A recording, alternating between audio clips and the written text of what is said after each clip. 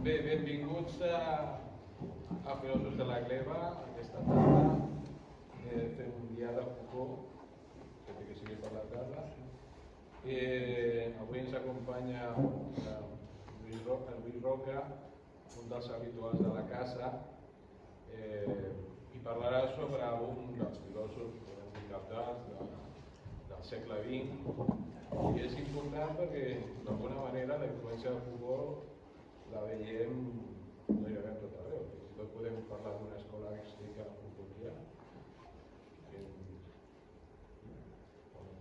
És a dir, pel bo i pel dolent, d'alguna manera, Foucault ha determinat i ha condicionat molt el pensament de final del segle XX i principis del segle XXI. Aleshores, si dius alguna cosa, sempre has de citar Foucault i també és qüestió també de el moviment que ens enfrontem amb ell, coses tan bones com dolentes.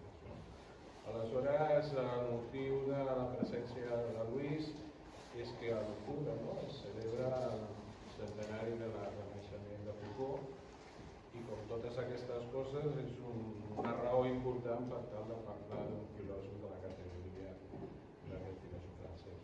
I és el que és. La meva paraula és que sap molt més de Foucault que jo i després ja parlarem una mica, farem les preguntes que calguin sobre aquest. Bueno, moltes gràcies, Manel. Gràcies a Filòsofs de la Gleva, primer per convidar-me i segon per aquesta activitat que feu i que sosteniu i que em sembla en realitat molt important. I després, per suposat, a tots vosaltres per estar aquí. Bé, a veure, el tema és molt ampli i també m'agradaria, evidentment, deixar un temps pel debat. Per tant, intentaré ser sintètic. A veure, la meva exposició la dividiré en 4 parts. O sigui, la primera part és la pregunta, perquè està clar que, encara que la sessió es tituli L'actualitat de Michel Foucault, aquesta afirmació hi ha una pregunta implícita, és si té actualitat o no té actualitat Michel Foucault i, per suposat, explicar jo, que he posat el títol, què és el que vull dir amb actualitat. Després faré una introducció ràpida i segur m'oblidaré coses, de tota la producció, tota l'obra de Foucault entre l'any 61 i l'any 76, i després la tercera part ens centraré més en el que es diu l'últim Foucault, que és des de l'any 76 fins a l'any 84 que va morir.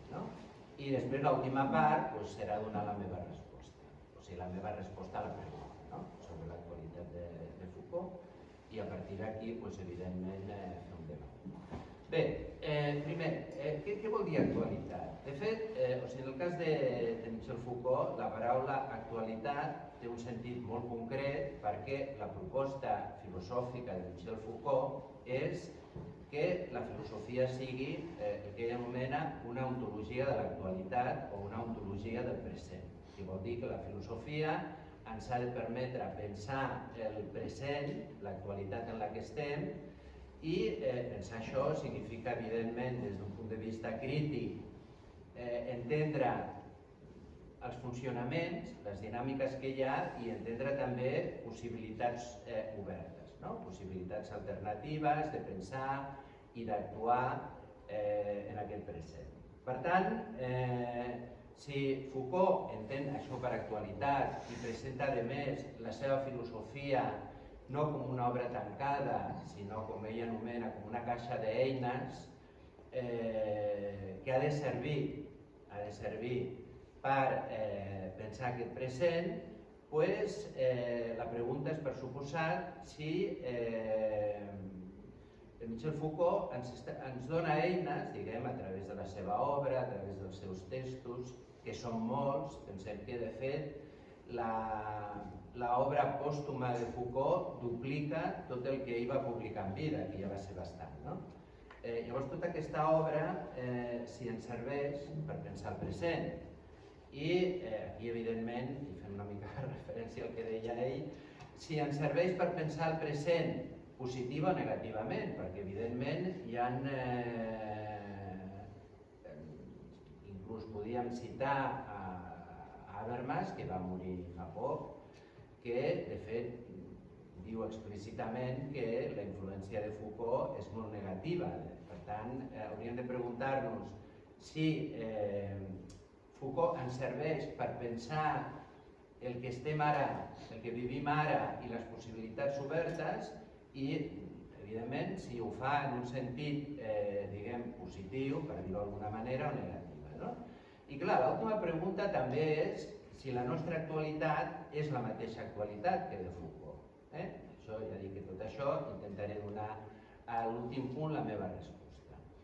Bé, a veure, ràpidament faig aquesta introducció.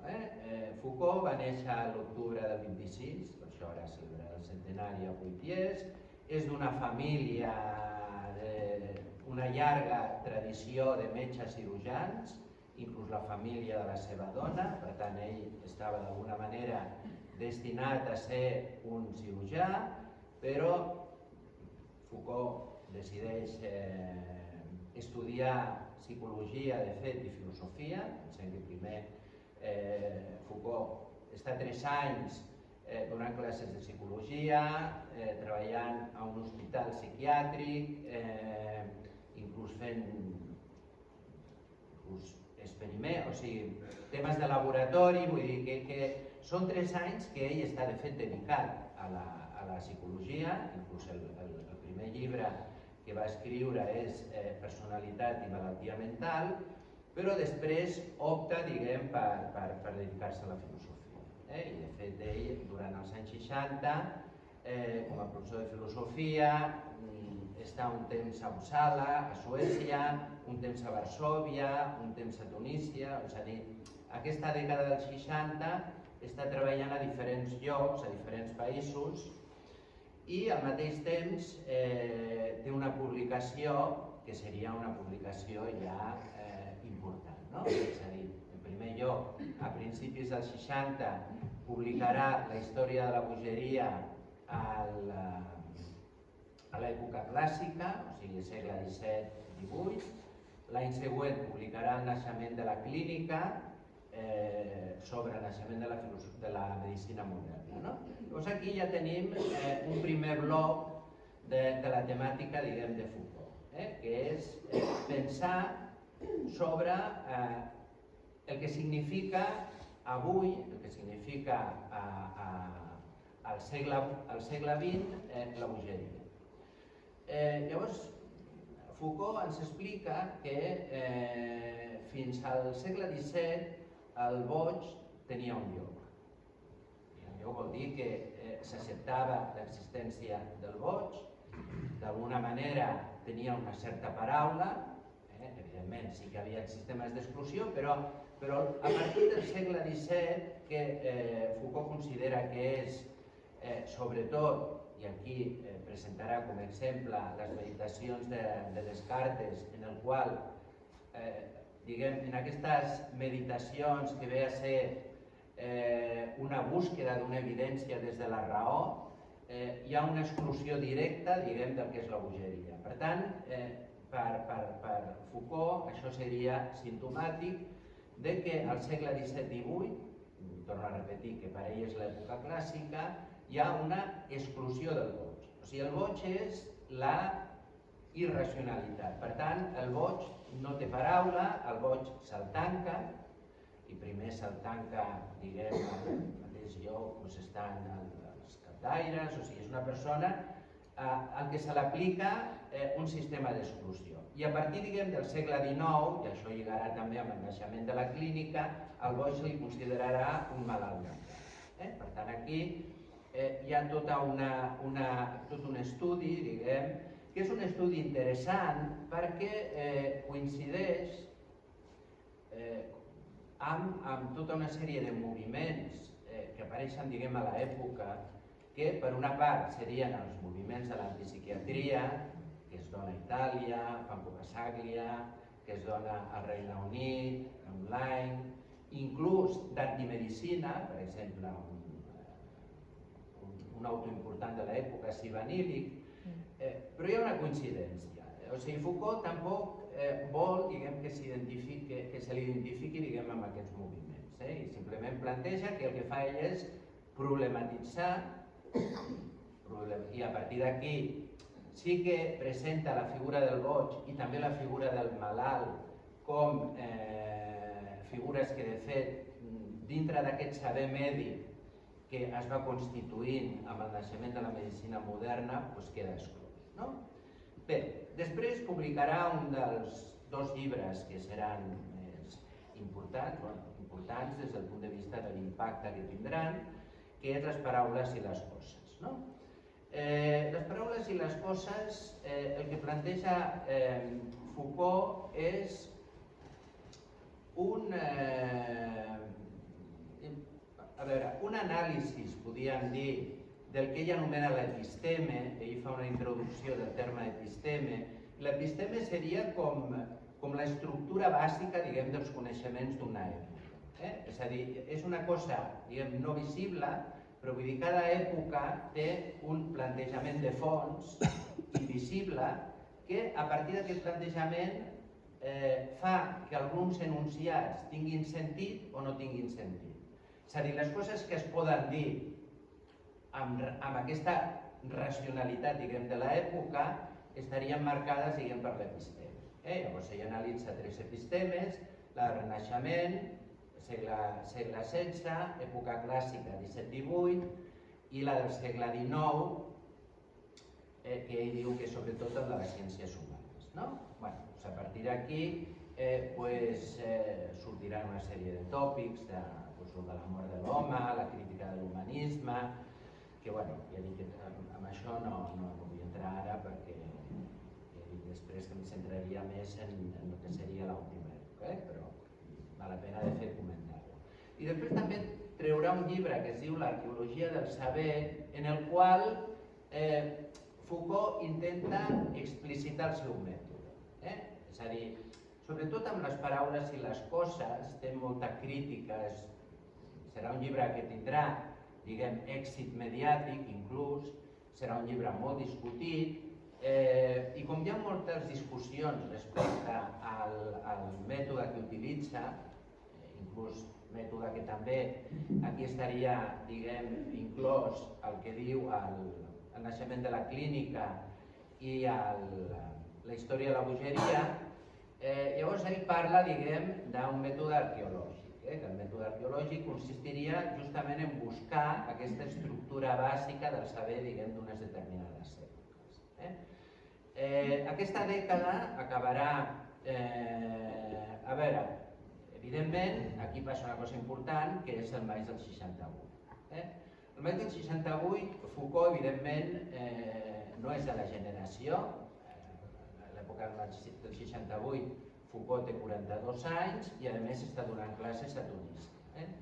Ve algun moment a París i participa puntualment en alguna manifestació, però diguem que ell no participa d'aquest moviment, fins a l'any següent, que, a veure, d'alguna manera, després del que va passar el maig del 68, el Ministeri intenta integrar una mica el moviment amb una universitat, que serà una universitat alternativa, que serà la de Vincennes, que d'alguna manera Foucault participa i inclús començarà, diguem,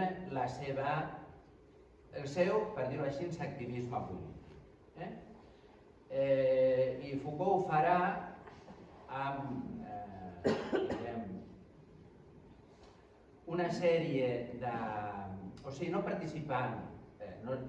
Foucault únicament va estar al Partit Comunista francès quan era jove i bastant, diguem, condicionat per l'amistat d'Althusser, però en realitat mai tampoc va tenir, diguem, ni una militància ni una implicació política fins a aquests anys.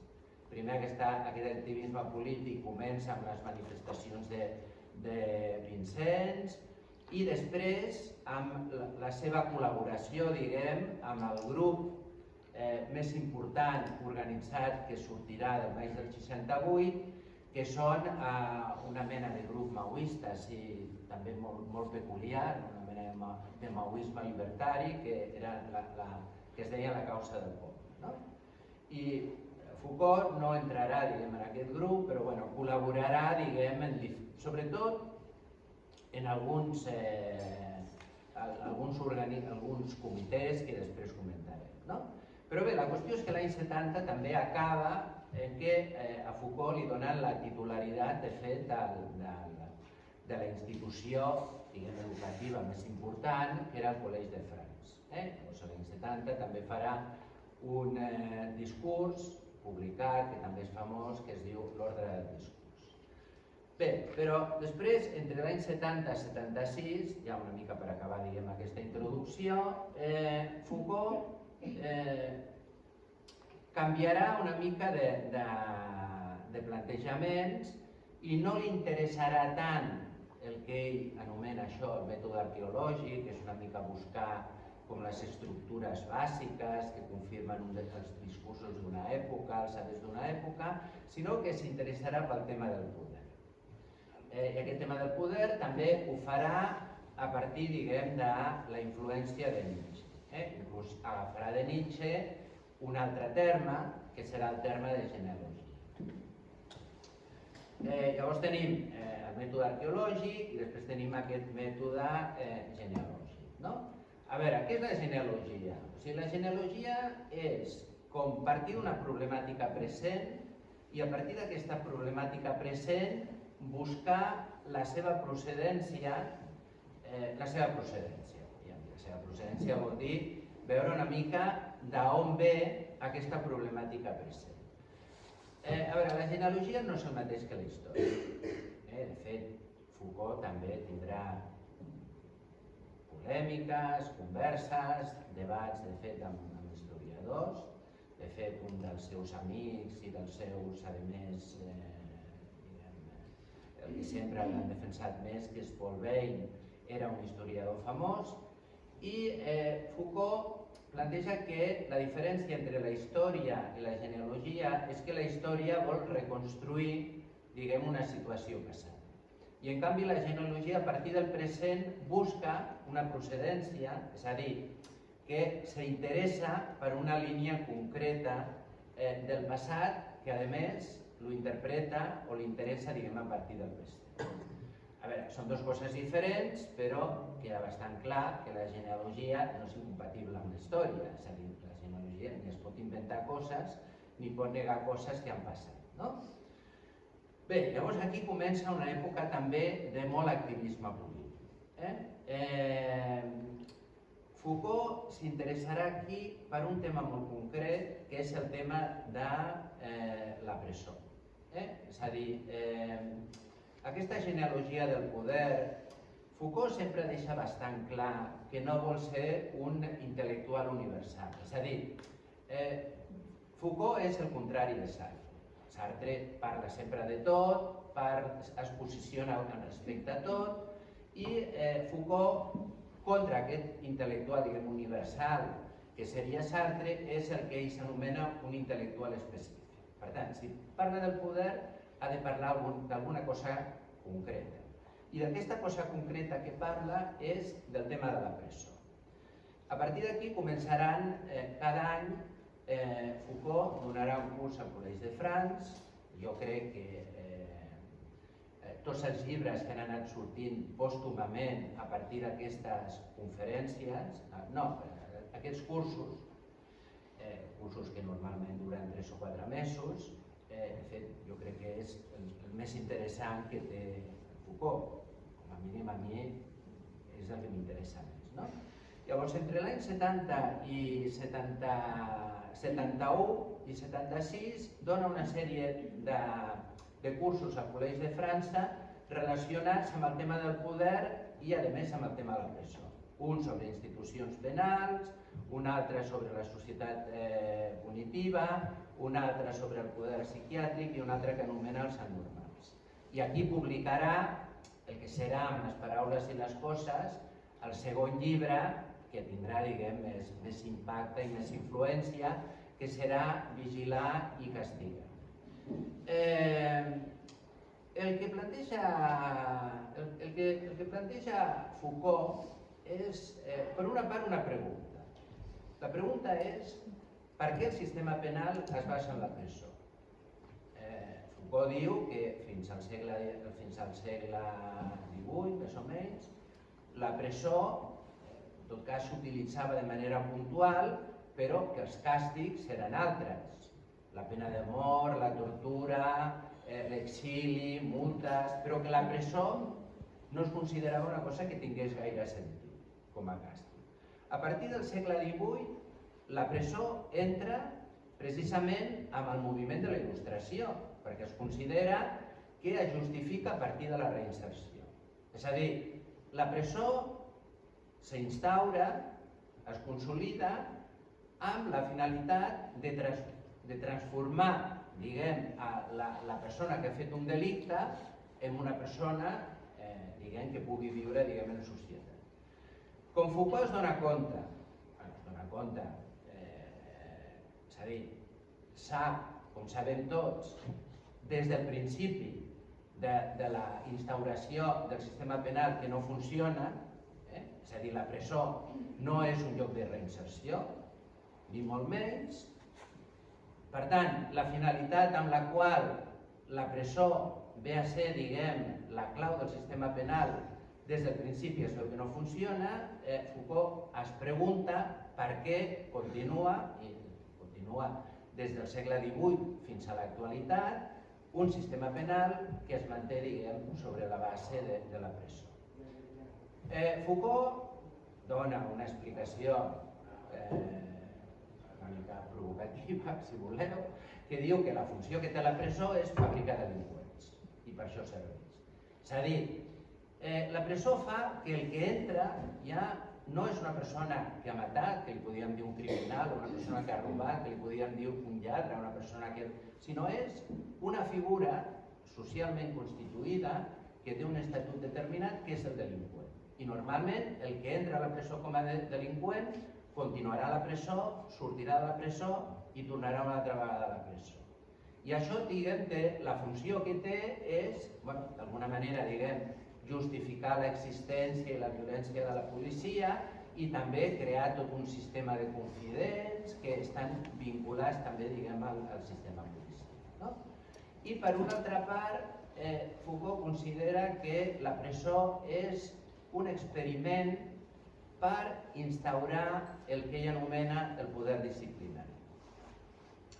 A veure, Foucault, d'entrada, perquè després ja veurem que afegirà un altre poder, fa una diferència entre el que ell anomena el poder sobirà i el poder disciplinari. O sigui, el poder sobirà, i pensem que això també és una cosa interessant, la paraula sobirania, és a dir, tot el dret que es va instaurant, diguem, a l'edat mitjana no és contra el monarca, sinó a favor, diguem, del monarca. Una legislació que dona poder a un sobirà, per exemple, contra els nobles, i que en el moment, diguem, que aquest poder passa, diguem, amb la Revolució Francesa, diguem, al poble, serà un poder sobirà que serà popular, però és el que fa la llei. El que fa la llei i l'aplica. Llavors, sobretot, època, diguem, de la monarquia absoluta i tot això, aquest poder consisteix, en Foucault, en deixar viure i fer morir. És a dir, el que va contra la llei, al final es troba al límit, diguem, amb la seva mort, i sap, diguem, que pot morir, no? Però això es transforma a partir, diguem, del segle XVIII amb el que ell anomena el poder disciplinari. El poder disciplinari no es basa en la llei, sinó que es basa en la norma. I la norma és una actuació directa sobre els cossos a través d'una sèrie d'institucions disciplinàries, primer és la família, l'escola, la fàbrica, l'exèrcit, en la qual s'intenta, fent aquest treball sobre cada cos individualment, que s'interioritzi, diguem, aquestes normes i fer una sèrie de cossos, diu Foucault, que siguin per una part obedients i per una altra part que siguin productius. És a dir, el que interessa ara no és que la gent, compleixi, diguem, una sèrie de prohibicions, sinó que el que interessa aquí és que aquests cossos siguin uns cossos productius. Evidentment, el poder disciplinari no és una alternativa. O sigui, estem parlant de que és un altre poder que s'afegeix a l'altre, però que en el segle XVIII i XIX és, a principis del XX, és el més important. I aquest poder no és únicament castigar, sinó que el que ell considera que és bàsic és la qüestió de vigilar. Vigilar, control, però control a través de la vigilància, i la presó, diguem, ell parla de la figura del panòptic, que és un invent que fa Bentham al segle XIX, consisteix en posar al centre de la presó una mena d'espai en el qual el vigilant pot vigilar a tots els que estan a la presó sense que els que estan a la presó se n'adonin, per tant, un sistema de vigilància que operarà també a nivell de família, a nivell de fàbrica, a nivell d'exèrcit, i al mateix temps Foucault en aquesta època també s'implica, diguem, en el que seria tot un moviment que hi ha de presos comuns, són de fet de presos comuns, bàsicament, per reivindicar, diguem, unes determinades condicions amb el sistema carcelari francès, que pensem que de fet és un sistema bastant dur, i Foucault col·labora, és el comitè d'informació sobre les presons, i d'alguna manera sí que començarà a fer un cert activisme, també en alguna altra part també en moviments antipsiquiàtrics, i això seria una mica aquest resum fins a l'any 76. L'any 76 és important perquè es publica el primer volum de la seva història de la sexualitat. A veure, aquest volum d'història de la sexualitat serà molt polèmic perquè per diverses raons. Primer, Foucault dirà que la sexualitat, tal com l'entenem nosaltres, que és un invent del segle XIX. És a dir, abans existia el que ell anomena a l'època, per exemple, a Grècia, l'ars eròtica, i a l'època del cristianisme, la carn. Llavors, l'ars eròtica, que és la manera com funcionava, podem dir les pràctiques de la sexualitat, que evidentment Foucault no diu que inventem la sexualitat, sinó la sexualitat en el sentit que ho entenem ara.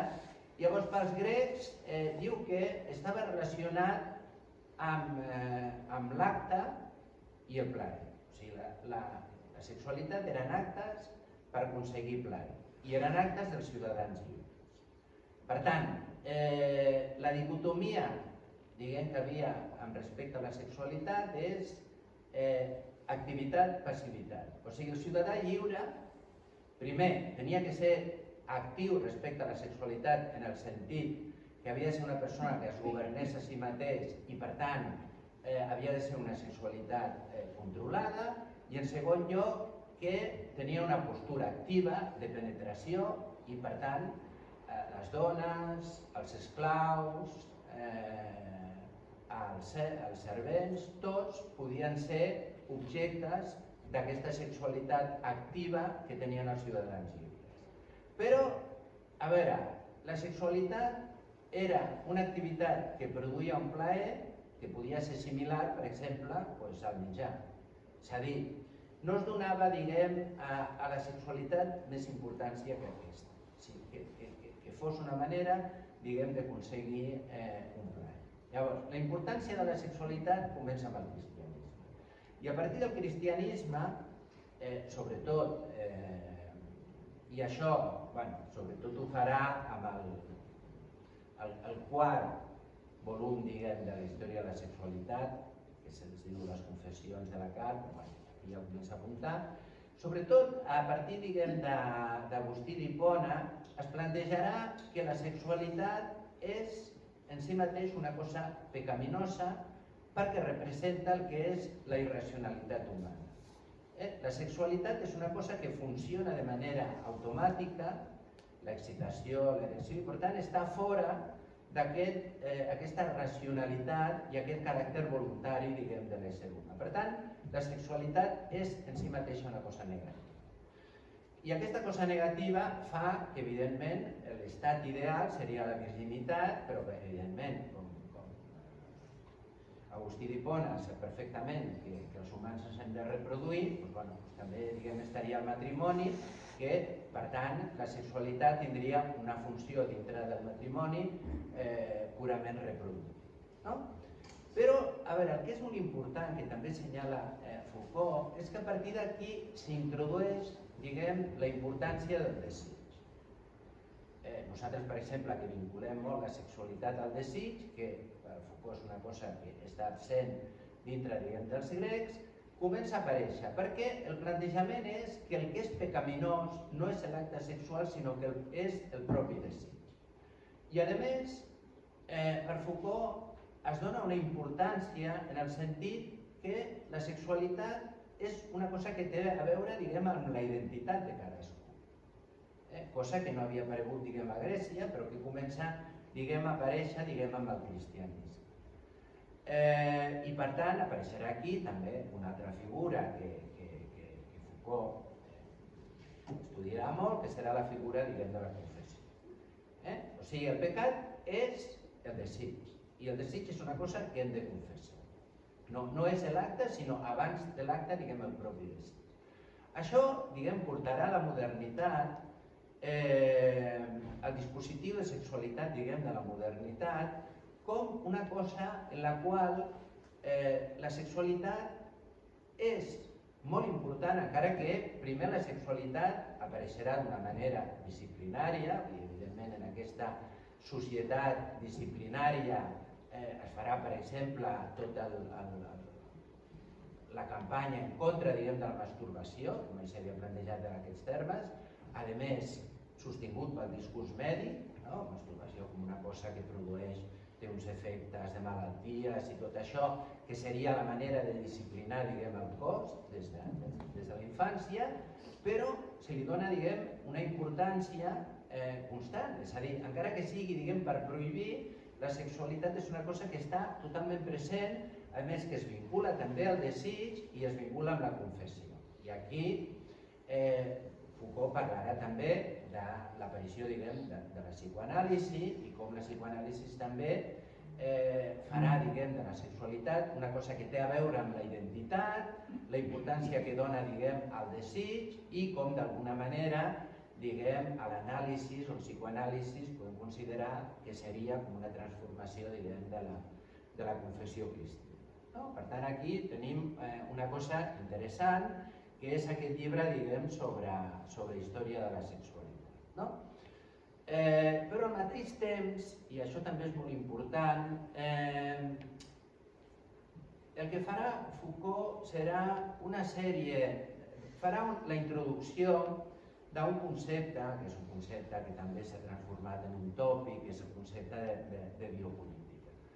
És a dir, a partir de l'any 77, perquè l'any 76 es pren un any sabàtic, continuarà els cursos i farà dos cursos que seran molt importants, un que es diu Seguretat, Població, Territori i un altre que es diu Naixement de la Biopolítica. Aquí el que està plantejant Foucault és que, de fet, a la nostra actualitat, l'actualitat dels anys 70, ja s'ha introduït una altra forma de poder, diferent del poder sobirà, que és el poder de les lleis, diferent del poder disciplinari, que és el poder de la norma, que és, podríem dir, el poder lliberal, per dir-ho d'alguna manera. És a dir, el que ell anomena el dispositiu de seguretat, en el qual no es tracta tant d'una actuació disciplinària sobre els cossos, sinó d'una actuació sobre un concepte nou, que serà el concepte de població. És a dir, el que importa és garantir la seguretat de la població. I, per tant, això és una cosa indirecta, és una cosa que té a veure amb la importància que començarà a tenir les estadístiques. Per tant, aquest poder el que ha de garantir és una seguretat en termes estadístics, és a dir, què és acceptable, jo què sé, a nivell de violacions, de robatoris, d'assassinats. Que la població, que un 0,05% de la població hagi sigut assassinat, bueno, això considerem que és raonable, per tant posem els dispositius per garantir que la població es mantindrà dintre, diguem, d'aquests termes. I en el moment que es consideri que estadísticament ja s'està passant una determinada línia vermella, doncs utilitzarem, de fet, altres tipus de mesures. Aquest poder, que després de la mort de Foucault, Deleuze anomenarà les societats de control, que és un terme que també no utilitza Foucault però que és interessant, és a dir, no es tracta d'atacar directament a través de la llei, no es tracta d'imposar aquestes normes disciplinàries, sinó que es tracta de controlar. Aquí també la qüestió de la vigilància continua sent important, però vigilar per controlar, no tant vigilar, és a dir, és una societat liberal, per tant és una societat que accepta que hi hagi una llibertat per part dels ciutadans, sempre entenent, com ho entén Foucault, que, evidentment la societat liberal, igual que la societat disciplinària, igual que les monarquies, les societats feudals, sempre volen el mateix, que és l'obediència. Però aquesta obediència, en principi, es fa en aquest marge en el qual es dona unes certes possibilitats de llibertat que no estarien contemplades dintre del poder disciplinari i del poder sobirà, com a mínim el poder sobirà de la monarquia absoluta i abans del feudalisme. Però bé, aquí entrarà un altre concepte que és molt interessant, que és el concepte de poder pastoral. És a dir, a l'edat mitjana, per exemple, o les monarquies absolutes, evidentment funcionava la llei, en el sentit que els camperons havien de donar el que havien de donar, no podien fer unes determinades coses, però, és a dir, havia com un govern sobre les conductes, però la qüestió de les ànimes, qui s'ocupava? S'ocupava el poder pastoral, que era l'Església. L'Església era la conductora d'ànimes i els altres es preocupaven simplement que es complís unes determinades conductes, que no es fessin unes determinades coses i que es fessin una altra sempre segons els interessos de la noblesa, de la monarquia. Però aquest poder pastoral, dintre, diguem, del que serien els estats moderns, que seria el poder disciplinari i aquest poder liberal, torno a repetir que no és una qüestió successiva, és a dir, sempre funcionen, diguem, els tres poders, però el que és important és a cada època el que és més important. I aquest poder pastoral qui ho té? Evidentment l'Església continua funcionant, però el que es fa càrrec d'aquest poder pastoral és l'Estat. I això serà la via política. És a dir, l'Estat vol administrar la vida de fet dels ciutadans. I per tant l'Estat s'ocuparà de la salut pública, l'Estat s'ocuparà de fet de l'escola pública i l'Estat intentarà transmetre, diguem, aquest poder pastoral, que aquest poder pastoral serà, en principi, el que dintre d'aquesta societat liberal es pot fer i no es pot fer. Evidentment, aquí també tindrà molta importància el que serà la psicologia, el que serà la psiquiatria, el que serà l'assistència social. Tot això, diguem, forma part d'aquest poder pastoral. I tenim, per tant,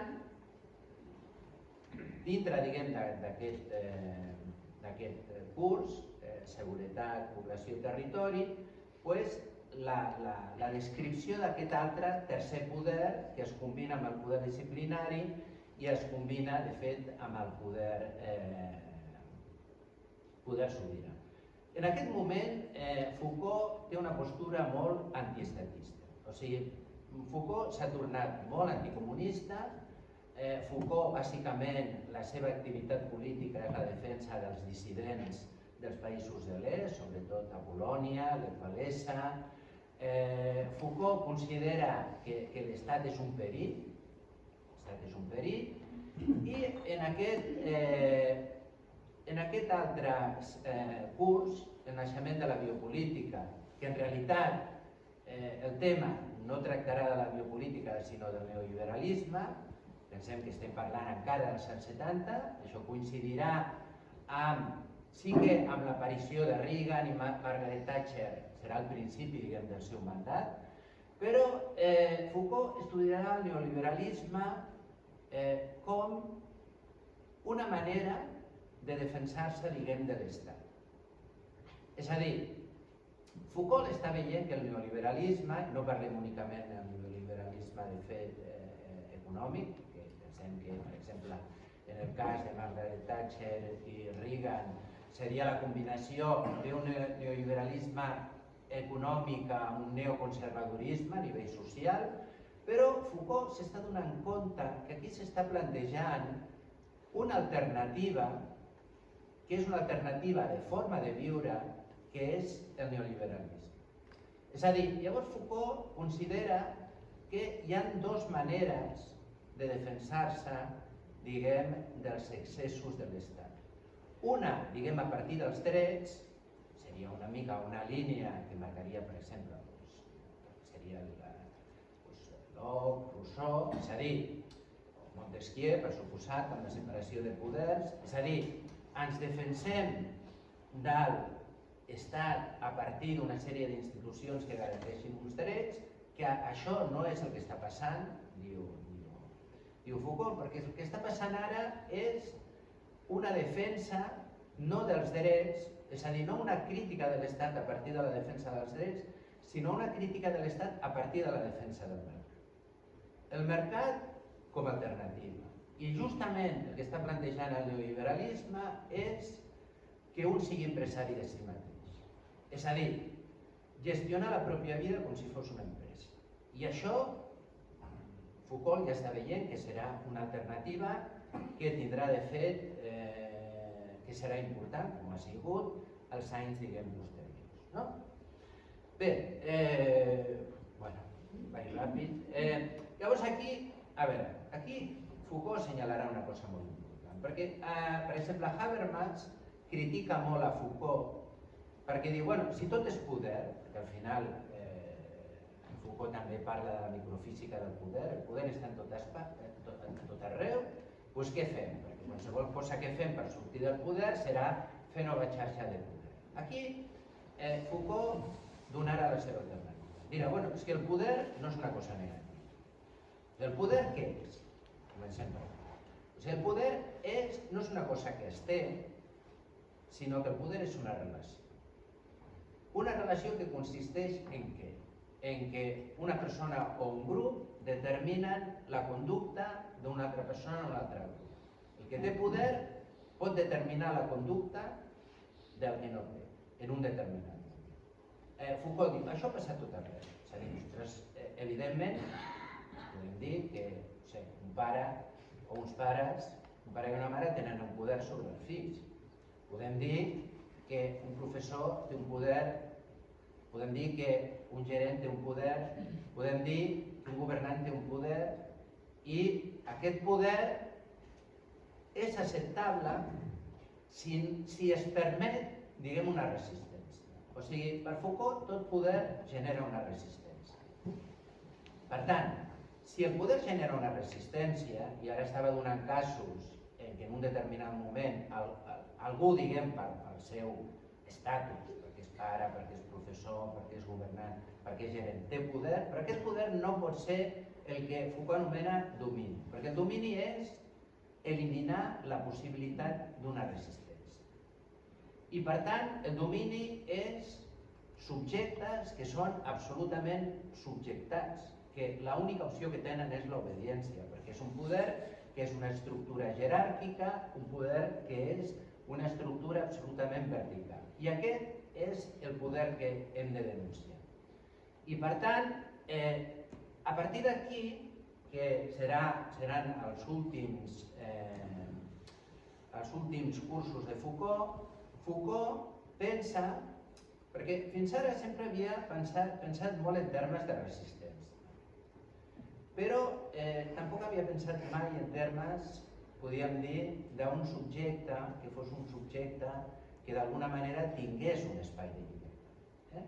Però ara comença a pensar la possibilitat que dintre d'aquests dispositius, la paraula dispositiu també serà una altra paraula que Foucault introduirà, un dispositiu és una sèrie de discursos, de pràctiques, d'institucions al servei d'una estratègia de poder que sempre vol dominar, perquè finalment el que vol el que té un poder és dominar, la tendència és a no acceptar resistència, però pensa que és possible una sèrie de pràctiques de llibertat tant a nivell col·lectiu com a nivell individual. I això li porta a l'estudi d'una època que fins ara no l'havia interessat, que és l'antiguitat grecorromana.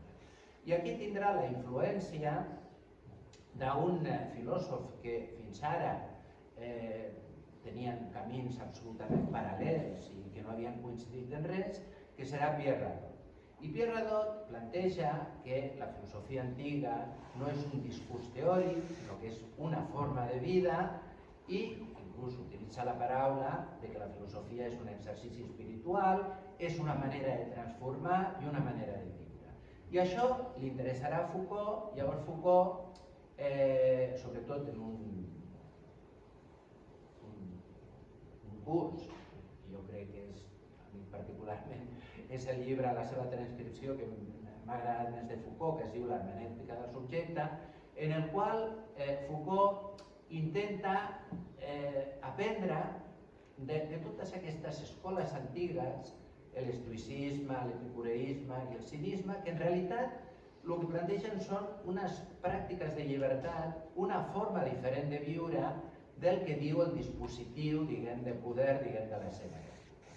Foucault sap perfectament, que no es tracta, diguem, d'intentar traspassar aquí una cosa que havia passat a Grècia i a Roma, que per una altra part ell també considera que són societats molt criticables, però que sí que podem aprendre, de fet, el que ell diu, la cura de si, el que ell anomena també l'estètica de l'existència, el que anomena ell també, perquè aquí Foucault tornarà, perquè ja havia fet, de fet, finals dels 70, havia fet un escrit sobre el text de Kant, que és la il·lustració, i aquí torna, diguem, a Kant.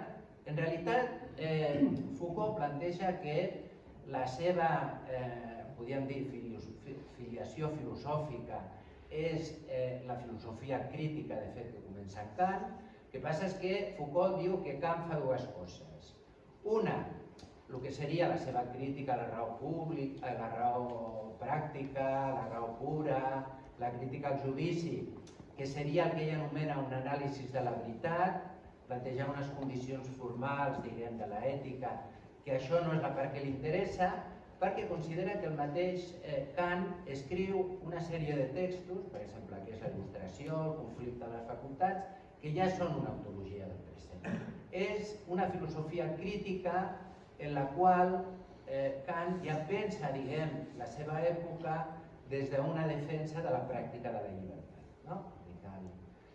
El sapere aude, que és la il·lustració, pensa per tu mateix, elimina els tutors, i Foucault, de fet, es situa bastant aquí. És a dir, què és el que podem fer per mantenir avui aquestes pràctiques de llibertat? No en un sentit individualista, és a dir, Foucault plantejarà que la cura d'un mateix sempre està vinculat també a la cura de l'altre, que s'ha de defensar el que ell anomena els drets dels governats, que ens hem de resistir davant de l'intolerable, però Foucault sí que està convençut des d'un escepticisme polític que no hi ha cap alternativa que no sigui la d'aquests dispositius de poder que d'alguna manera, vull dir que sempre intentarem imposar-se i que alguns seran millors i altres pitjors.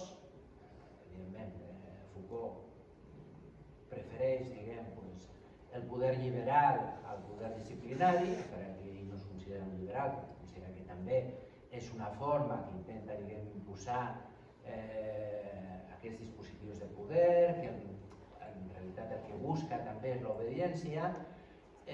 Per tant, Foucault al final dirà que per ell hi ha tres tipus de lluita: la lluita contra l'explotació, que es donava al segle XIX, tema en el qual ell no entra, ni ha entrat mai. Al segle XIX, que seria la lluita, diguem, contra les formes de dominació, de fet excloents, podríem dir, que ell sí que ha entrat, parlant dels bojos, dels malalts, també dels homosexuals, col·lectius, diguem, que ell ha defensat. I després, finalment, el que està plantejant ara, que és una pràctica de la llibertat, que és construir-se com un subjecte ètic. Construir-se com un subjecte ètic vol dir que d'alguna manera siguem capaços d'escollir, evidentment dintre d'unes limitacions, el tipus de viure que volem viure. Una qüestió de construir-se, no de descobrir-se. Aquí sí que Foucault considera que no està parlant d'autenticitat, no estarà parlant de descobrir un jo íntim que tenim, que per ell no existeix, sinó a partir de la nostra experiència ser capaç de construir una forma de vida, diguem, pròpia, i que no sigui la forma de vida que tots aquests dispositius, de manera disciplinària o liberal, ens volen imposar. Bé, llavors, ja per acabar, la meva conclusió, o sigui, penso que sí, que Foucault té una actualitat, no crec, en contra, diguem, de les crítiques que se l'han fet, que l'actualitat de Foucault sigui negativa, perquè, per exemple, ara fa poc va sortir un llibre que es deia Teories cíniques, que de fet fa uns anys que es presenta a Foucault com el propulsor, diguem, de l'esquerra woke, d'una esquerra postmoderna, totalment irracional. No crec que això sigui correcte, ja ho podem discutir. Penso que Foucault sí que dona eines que són interessants per moltes coses. Per exemple, pensem en que a nivell, per exemple, coses concretes, per exemple, a nivell de dret penal, per exemple, la influència que té avui Foucault dintre, diguem, de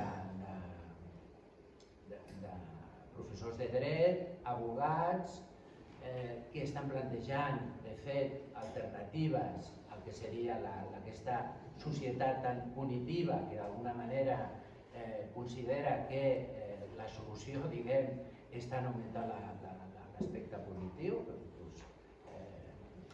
Una feminista que és Clara Serra, que és interessant, em sembla que ella mateixa va plantejar que aquí l'esquerra està plantejant, per exemple, amb el tema de la violència de gènere, que la solució és en termes d'augmentar, diguem, les punicions i que s'hauria d'intentar pensar d'una altra manera.